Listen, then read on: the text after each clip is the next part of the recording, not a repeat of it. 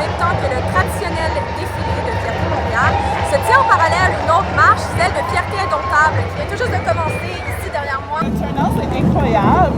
C'est comme vraiment fort. J'ai pas des mots.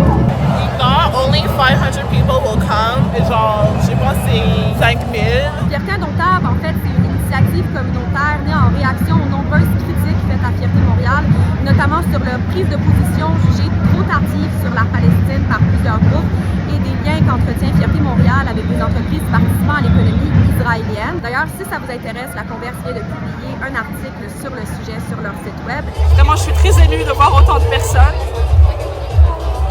Et toutes les luttes sont convergentes. On ne peut pas lutter contre l'oppression et marcher côte à côte avec des groupes qui font la promotion du génocide, qui font la promotion de l'oppression.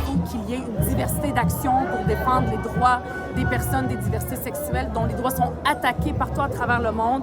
On n'est pas protégé au Québec, donc c'était en solidarité que je suis ici avec Fierté Indomptable. Et je veux aussi dire que j'ai été aussi à la Fierté, donc on a décidé de faire les deux dans un esprit de dialogue. Il y a une diversité d'actions, puis c'est important que ça continue. La Fierté Indomptable, c'est une initiative qui est née de fatigue, d'un désir d'être vu, d'être représenté, d'être entendu, un désir de pouvoir célébrer nos identités queer, mais dans toutes leurs intersections. Donc queer arabe, queer nord-africain, queer gros, queer handicapé, queer toutes.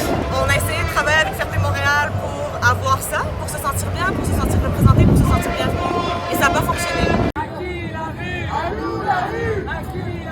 J'ai parlé à quelques personnes qui participent, qui sont d'avis qu'il faut maintenir un dialogue quand même avec Fierté Montréal. Comment tu te sens? On avait un dialogue, on avait une discussion ouverte avec eux avant ce défilé, juste il y a quelques jours. Puis quand on a appris qu'il allait y avoir des drapeaux israéliens dans la marche, on a contacté, on avait une personne médiatrice en fait, puis on a contacté la personne médiatrice, puis on lui a dit qu'on ne pouvait pas continuer le dialogue. Parler à la fois en tant que personne juive et en tant que personne pansexuelle, c'est vraiment très important pour nous de participer à la White Pride plutôt qu'à l'autre Pride parce que on a vraiment des valeurs très importantes dans le judaïsme qui nous demandent de ne pas tuer, de respecter autrui, etc. C'est un message d'amour et on refuse absolument ce qui se passe aujourd'hui en Palestine